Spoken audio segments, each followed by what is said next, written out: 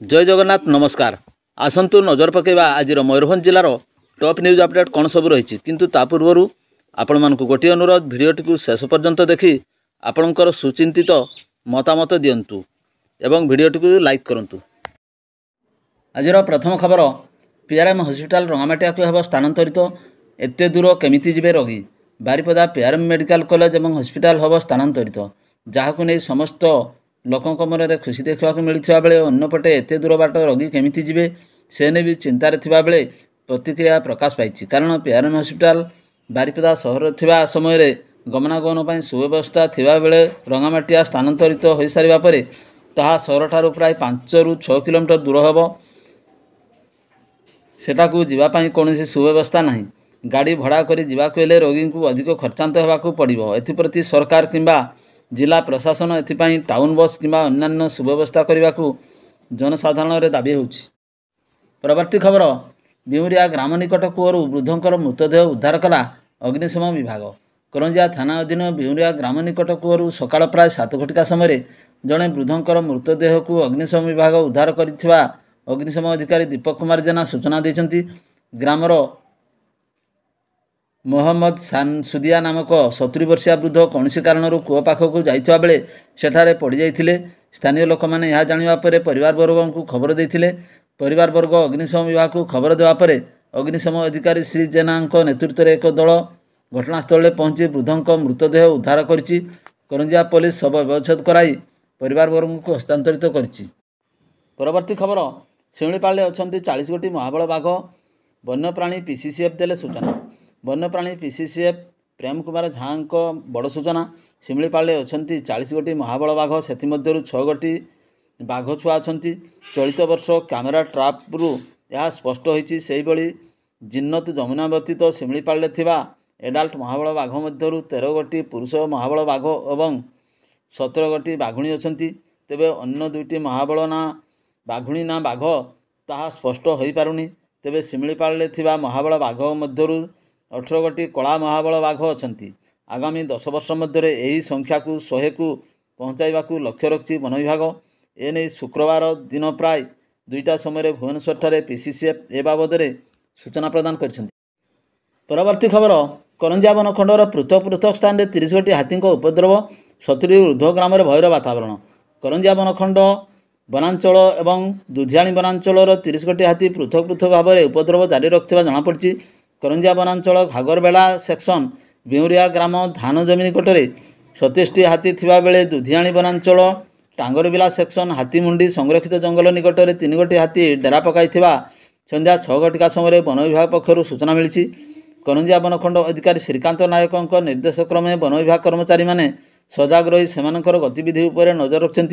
एत संख्यक हाथी उपस्थिति जगू 70 ऊर्ध्व ग्रामर लोक मैंने भयभीत अवस्था रही। परवर्ती खबर बाईदापसी कॉलोनी उच्छेद विरोध में उपजिलापाल कार्यालय घेरिले स्थानीय बासिंदा। रायरंगपुर स्थित बाईदापसी कॉलोनी उच्छेद प्रक्रिया सरकार द्वारा जारी रही। तेबे यह विरोध कर स्थानीय बासिंदा। दिवा 12 घटिका समय शताधिक महिला और पुरुष यह विरोध कर रायरंगपुर बामनघाटी उपखंड उपजिलापाल कार्यालय घेराव करने सहित उच्छेद प्रक्रिया बंद करने को दायीपत्र प्रदान कर।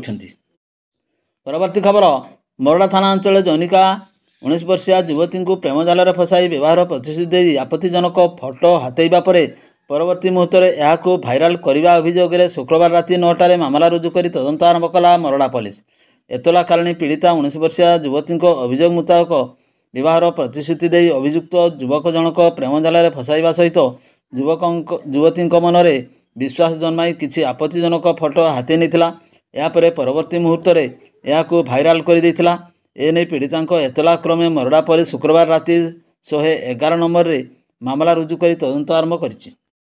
परवर्ती खबर जिले में 27 ରୁ 30 तारिख जाए पवन वर्षा सांग को वज्रपात कुआपथर हेबा नहीं आंचलिक पाणीपाग विभाग पक्षर ऑरेंज वार्निंग जारी कराई। सूचना अनुसार मयूरभंज जिले में आसंता 17 ରୁ 30 तारिख जाए वज्रपात सह कुआपथर एवं 50 ରୁ 60 किलोमीटर बेगर पवन सह वर्षा हेबा नहीं ऑरेंज वार्निंग जारी कराई। तेबे एने शुक्रवार दिन प्राय 2 घटिका समय आंचलिक पाणीपाग विभाग पक्षर पूर्वानुमान करी ऑरेंज वार्निंग जारी करछि। एने समस्त लोकों को सुरक्षित रहिबा पई निर्देश देवा सह ବଜ୍ରପାତ ଏବଂ କୁଆପଥରରୁ ରକ୍ଷା ପାଇବା ପାଇଁ ନିରାପଦ ସ୍ଥାନକୁ ଯିବାକୁ ପରାମର୍ଶ ଦିଆଯାଇଛି। ପରବର୍ତ୍ତୀ ଖବର, ବଡ଼ାଗଡ଼ା ପ୍ରଚଣ୍ଡ କ୍ଷେତ୍ରର ବଡ଼ସଳ ଥାନା ଅନ୍ତର୍ଗତ ଅଜନ୍ତା ହୋଟେଲ ପାଖ ଜାତୀୟ ରାଜପଥ ନମ୍ବର 49 ଉପରେ ଅଜ୍ଞାତ ବାହନ ଧକ୍କାରେ ଗୁରୁତର ଆହତ ହୋଇଥିବା ଯୁବକଙ୍କ ଚିକିତ୍ସାକ୍ରମେ ମୃତ୍ୟୁ ଘଟିଛି। ମୃତ ଯୁବକ କ୍ଷେତ୍ରର ବଡ଼ସଳ ଥାନା ଅନ୍ତର୍ଗତ ଲଦନବରୀ ଗାଁ ନିବାସୀ ଧରଣୀ ମାହାଲି, ବୟସ 35 ବର୍ଷ ବୋଲି ଜଣାପଡ଼ିଛି। ସଡ଼କ ଉପରେ ଗୁରୁତର ଅବସ୍ଥାରେ ପଡ଼ି ରହିଥିବା ଉକ୍ତ ଯୁବକଙ୍କୁ ବଡ଼ସଳ ପୋଲିସ ବଡ଼ାଗଡ଼ା ଗୋଷ୍ଠୀ ସ୍ୱାସ୍ଥ୍ୟକେନ୍ଦ୍ରକୁ ପହଞ୍ଚାଯାଇଥିଲା, କିନ୍ତୁ ଚିକିତ୍ସା କ୍ରମରେ ଯୁବକଙ୍କର ମୃତ୍ୟୁ ଘଟିଛି। ମିଳିଥିବା ସମ୍ବାଦ ଅନୁସାରେ ଉକ୍ତ ଯୁବକ ଓଡ଼ିଶା ରାଉରକେଲାଠାରେ ରାଜମିସ୍ତ୍ରୀ ଭାବେ କାମ କରୁଥିବା ବେଳେ ନିଜ ଘରକୁ ଲଦବନୀ ଗାଁ ଆସିବା ବେଳେ ବଡ଼ସଳ ଥାନା କ୍ଷେତ୍ରରେ ଅଜନ୍ତା ହୋଟେଲ ପାଖରେ ଏହି ଦୁର୍ଘଟଣା ଘଟିଥିଲା। ପରବର୍ତ୍ତୀ ଖବର, ଅନଧିକାର ଭାବେ ଘର ଭିତରକୁ ପ୍ରବେଶ କରି ଏକୁଟିଆ ଶୋଇଥିବା ଅପ୍ରାପ୍ତ ବୟସ୍କା ଯୁବତୀଙ୍କୁ ଦୁଷ୍କର୍ମ ଅଭିଯୋଗ। 2017ର ଏକ ମାମଲାକୁ ବାରିପଦା ଆଡକ ଅତିରିକ୍ତ ଜିଲ୍ଲା ଦୌର ଜଜ୍ ସନ୍ତୋଷ କୁମାର ନାୟକ ବିଚାର କରି ମୟୂରଭଞ୍ଜ ଜିଲ୍ଲା ବାଦାମପାଳ ଥାନା ରାହାଡ଼ିଗଡ଼ା ଗ୍ରାମର ଅଭିଯୁକ୍ତ ଚୈତନ୍ୟ ଓରଫ ମଙ୍ଗଲ ସୋରେନ ବୟସ 35 ବର୍ଷଙ୍କୁ ଦୋଷୀ ସାବ୍ୟସ୍ତ କରିବା ସହ କାରାଦଣ୍ଡ ଆଦେଶ ଶୁକ୍ରବାର ଶୁଣାଇଛନ୍ତି। ଦୋଷୀ ସାବ୍ୟସ୍ତ ଅଭିଯୁକ୍ତ ଶିଶୁ ଯୌନ ଅପରାଧ ସୁରକ୍ଷା ଆଇନର 4 ଧାରାରେ 10 ବର୍ଷ ସଶ୍ରମ କାରାଦଣ୍ଡ ସହ 20,000 ଟଙ୍କା ଜରିମାନା, ଭାରତୀୟ ପିଙ୍ଗଳ କୋଡ୍ 376(2)(1) ଦଫାରେ 10 ବର୍ଷ ସଶ୍ରମ କାରାଦଣ୍ଡ ସହ 20,000 ଟଙ୍କା ଜରିମାନା, ଭାରତୀୟ ପିଙ୍ଗଳ କୋଡ୍ 450 ଦଫାରେ 7 ବର୍ଷ ସଶ୍ରମ କାରାଦଣ୍ଡ ସହ 10,000 ଟଙ୍କା ଜରିମାନା ଦଣ୍ଡାଦେଶ ହୋଇଛି। ସବୁ ଦଣ୍ଡ ଏକସଙ୍ଗେ ଭୋଗିବାକୁ ଥିବାରୁ ଦୋଷୀ ସାବ୍ୟସ୍ତ ଅଭିଯୁକ୍ତ 10 ବର୍ଷ ସଶ୍ରମ କାରାଦଣ୍ଡ ସହ 50,000 ଟଙ୍କା ଜରିମାନା ହୋଇଛି। ଜରିମାନା ଅନାଦେୟରେ ଅତିରିକ୍ତ 6 ମାସ କାରାଦଣ୍ଡ ଆଦେଶ ଦିଆଯାଇଛି। ଅଭିଯୁକ୍ତ ବିଚାରାଧୀନ କଏଦୀ ଭାବେ ରହିଥିବା ଅବଧିକୁ ମୋଟ ଦଣ୍ଡାଦେଶରୁ ହ୍ରାସ କରିବା ନେଇ ରାୟରେ ଉଲ୍ଲେଖ କରାଯାଇଛି। ପୀଡ଼ିତାଙ୍କ ଥଇଥାନ ପାଇଁ କ୍ଷତିପୂରଣ ବାବଦ ମଞ୍ଜୁର କରାଯାଇଥିବା 4 ଲକ୍ଷ ଟଙ୍କାକୁ କୌଣସି ଜାତୀୟକରଣ ବ୍ୟାଙ୍କରେ 5 ବର୍ଷ ପାଇଁ ସ୍ଥାୟୀ ଜମା ରଖାଯିବା ସକାଶେ ଜିଲ୍ଲା ଆଇନ ସେବା ପ୍ରାଧିକରଣକୁ ସୁପାରିଶ କରାଯାଇଛି। ସରକାରଙ୍କ ପକ୍ଷରୁ ସ୍ୱତନ୍ତ୍ର ପିପି ମନୋରଞ୍ଜନ ପଟ୍ଟନାୟକ ମାମଲା ପରିଚାଳନା କରିଥିଲେ। ପରବର୍ତ୍ତୀ ଖବର, ବାଙ୍ଗିରିପୋଷି ବନାଞ୍ଚଳ ଅନ୍ତର୍ଗତ ବଣକାଟି ଗ୍ରାମ ପଞ୍ଚାୟତ ଡୁମୁରିଆ ଗ୍ରାମରୁ ଏକ ହରିଣ ଗ୍ରାମବାସୀଙ୍କ ଦ୍ୱାରା ଉଦ୍ଧାର କରାଯାଇଛି। ହରିଣଟି ପାଖ ଜଙ୍ଗଲରୁ ବାଟବଣା ହୋଇ ଗାଁ ଭିତରକୁ ଚାଲି ଆସିଥିବା ବେଳେ ବୁଲା କୁକୁରଙ୍କ ହାବୁଡ଼ରେ ପଡ଼ିଯାଇଥିଲା। ତେବେ ସେମାନଙ୍କଠାରୁ ରକ୍ଷା ପାଇବା ପାଇଁ ଦୌଡ଼ୁଥିବା ବେଳେ ନିକଟସ୍ଥ ନଦୀ ପାଣିକୁ ଚାଲିଯାଇଥିଲା। ସଙ୍ଗେ ସଙ୍ଗେ ଗ୍ରାମବାସୀ ତାଙ୍କୁ ପାଣି ମଧ୍ୟରୁ ଉଦ୍ଧାର କରି ସ୍ଥାନୀୟ ସ୍ୱେଚ୍ଛାସେବୀ ଯୁବକ ଅବିନାଶ କୁମାର ବାରିକ ଏନେଇ ବାଙ୍ଗିରିପୋଷି ବନ ଅଞ୍ଚଳକୁ ଖବର ଦେଇଥିଲେ। ଅବିନାଶଙ୍କଠାରୁ ଖବର ପାଇ ବନ କର୍ମଚାରୀ ହରିଣଟିକୁ ଉଦ୍ଧାର କରିବା ପାଇଁ ସେଠାରେ ପହଞ୍ଚିଥିଲେ। ଅକ୍ଷତ ଅବସ୍ଥାରେ ହରିଣଟିକୁ ଉଦ୍ଧାର କରି ଜଙ୍ଗଲରେ ଛଡ଼ାଯାଇଥିବା ଜାଣିବାକୁ ମିଳିଛି। ପ୍ରକାଶ ଥାଉ କି କିଛିଦିନ ପୂର୍ବରୁ ରାଜାଲୋକା ବିଟ୍ ଅଞ୍ଚଳରେ ଏକ ହରିଣ ଗ୍ରାମବାସୀଙ୍କ ଦ୍ୱାରା ଉଦ୍ଧାର ପରେ ବନ ବିଭାଗ ଜଙ୍ଗଲରେ ଛାଡ଼ିଥିଲେ।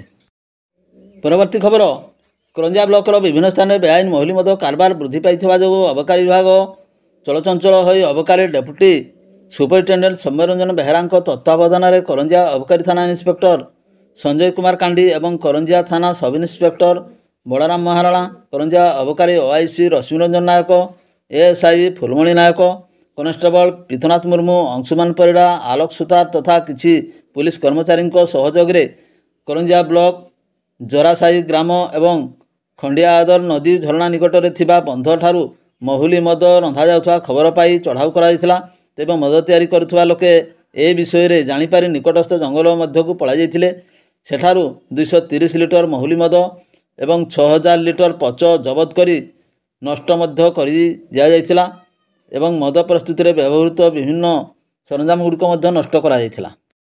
ପରବର୍ତ୍ତୀ ଖବର, ହାଇଡ୍ରା କ୍ରେନ୍ ଲିଫ୍ଟ ଚାପାରେ ଜଣେ 25 ବର୍ଷୀୟ ଯୁବକର ମୃତ୍ୟୁ ଘଟିଛି। ଅପରାହ୍ନରେ ହ୍ୟୁମ୍ ପାଇପ୍ ସାଇଡ଼ିଂ କରୁଥିବା ବେଳେ ଏହି ଲିଫ୍ଟଟି ଓଲଟି ପଡ଼ିଥିଲା ଏବଂ ଯୁବକ ଚାପି ହୋଇଯାଇଥିଲେ। ଘଟଣାରେ ପ୍ରାଣ ହରାଇଥିବା ଯୁବକ ଜଣକ ରାଇରଙ୍ଗପୁର ଗ୍ରାମାଞ୍ଚଳ ଥାନା ଅନ୍ତର୍ଗତ ବନ୍ତଳି ରାଖାସାହି ଗ୍ରାମର ଗୋବିନ୍ଦ ପରିଡ଼ାଙ୍କ ପୁତ୍ର ରାହୁଲ ବୋଲି ଜଣାପଡ଼ିଛି। ସୂଚନା ଅନୁସାରେ ଯୁବକ ଜଣକ ଟାଇଲ ଦୋକାନରେ ଡ୍ରାଇଭର ଭାବେ କାମ କରନ୍ତି। ଗୁରୁବାର କାର୍ଯ୍ୟ ସାରି ଦୋକାନ ସମ୍ମୁଖରେ ଥିବା ଏକ ପୋଲ ପାଚେରୀରେ ବସିଥିଲେ। ଏହି ସମୟରେ ଏକ hydra crane lift hume pipe siding କରୁଥିବା ବେଳେ ହଠାତ୍ ଓଲଟି ପଡ଼ିଥିଲା ଏବଂ ହାଇଡ୍ରା ତଳେ ଯୁବକ ଜଣକ ଚାପି ହୋଇ ଘଟଣାସ୍ଥଳରେ ତାଙ୍କର ଜୀବନ ଚାଲିଯାଇଥିଲା। ଆଖପାଖ ଲୋକ କ୍ରେନ୍ ଲିଫ୍ଟକୁ ଟେକି ଯୁବକଙ୍କୁ ଉଦ୍ଧାର କରି ଡାକ୍ତରଖାନାକୁ ଆଣିବା ବେଳେ ଡାକ୍ତର ତାଙ୍କୁ ମୃତ ଘୋଷଣା କରିଥିଲେ। ଭିଡ଼ିଓଟିକୁ ଶେଷ ପର୍ଯ୍ୟନ୍ତ ଦେଖିଥିବାରୁ ଆପଣଙ୍କୁ ଅଶେଷ ଧନ୍ୟବାଦ।